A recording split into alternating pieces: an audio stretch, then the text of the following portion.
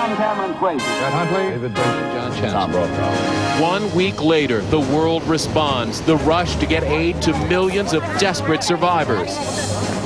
Devastation. A remarkable look at the hardest hit. Entire villages gone. Cost of war. Wounded soldiers paying a steep price off the battlefield.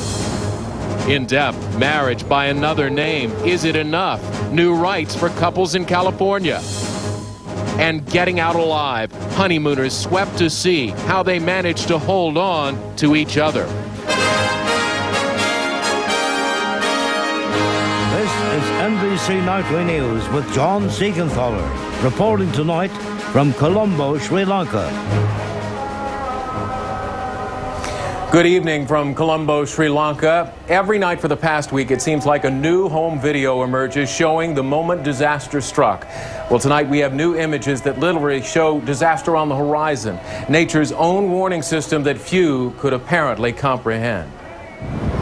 The video, shot by a German tourist in Khao Lak, Thailand, shows beachgoers not running in fear, but drawn in fascination as the water around them suddenly surges out to sea, leaving boats high and dry and exposing reefs. The camera then captures a large wave in the distance that over the next several minutes materializes into a huge wall of water.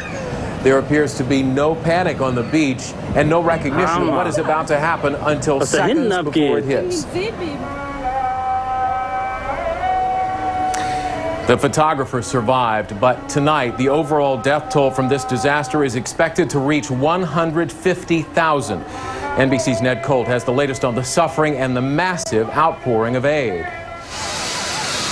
U.S. sailors flying in hope to Powell and Florida Governor Jeb Bush left Andrews Air Force Base for a visit to the region. What they'll be looking at.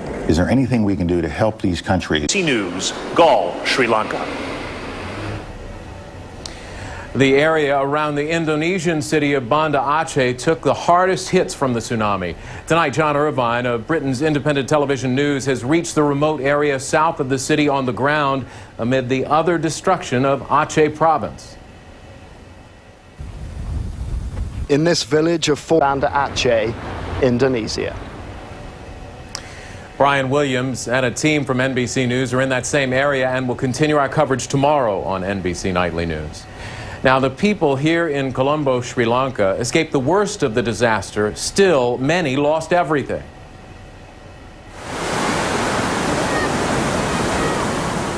"22-year-old Malkani and her husband are sifting through what's left of their home in Angulam." More here in Sri Lanka coming up a little later, including one incredible story of survival.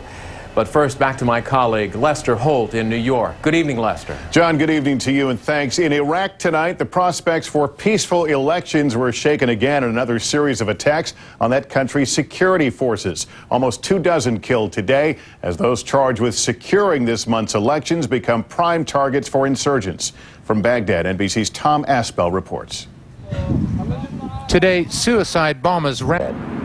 Back here at home, President Bush's agenda as he prepares for his second term. High on his list, Social Security. It's regarded as a third rail of American politics, but the president wants to change the way Americans save for retirement. The question is, can he ground himself against some powerful opposition? NBC's Rosalind Jordan is at the White House tonight to tell us what's at stake. Rosalind? Good evening, Lester. The president says that millions of Americans could end up spending their retirements in the poorhouse if something isn't done about Social Security. But congressional Democrats say the president is simply crying wolf about the true state of Social Security. President Bush is starting the new year and his second term with an admittedly ambitious goal: reforming Social Security. This is now in a precarious position. Social Security has only been reformed once since Franklin Roosevelt made it a part of the New Deal 70 years ago. Now, the president says a funding crisis is just one obstacle for the president. His fellow Republicans say the plan must be clear. But tonight, Lester, it's not clear what other options he might support. Rosalind Jordan at the White House. Rosalind, thanks. There is sad news tonight in American politics, the death of U.S. Representative Robert Matsui of California. The 63-year-old Democrat died last night of complications from a rare form of bone marrow cancer.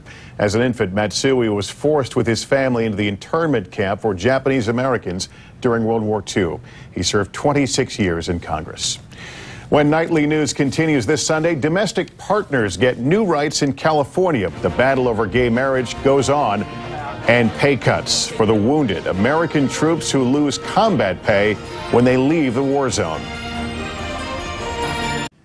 California is again at the forefront of the battle over gay unions. A new law now assigns domestic partnerships most of the rights and responsibilities of a legal marriage.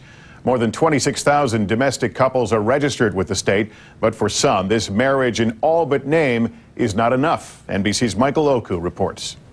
Care of the wounded, a fight over combat pay. Fury and dragged out to sea how one newlywed couple survived the tsunami. It was a honeymoon. Monday, as the tsunami death toll continues to rise, relief workers struggle to organize the chaos. Brian Williams reports live from the scene, Monday on NBC Nightly News. The incredible scope of this disaster becomes clear. We have learned as well about the random nature of death and survival. NBC's Charles Sabine tonight with a Ann Curry will have much more from here coming up on Dateline NBC with Stone Phillips at 7, 6 Central Time. That's NBC Nightly News for this Sunday. Thanks for watching. I'm John Siegenthaler reporting from Sri Lanka. Brian Williams will be reporting tomorrow from the hard-hit Aceh province. For all of us at NBC News, good night.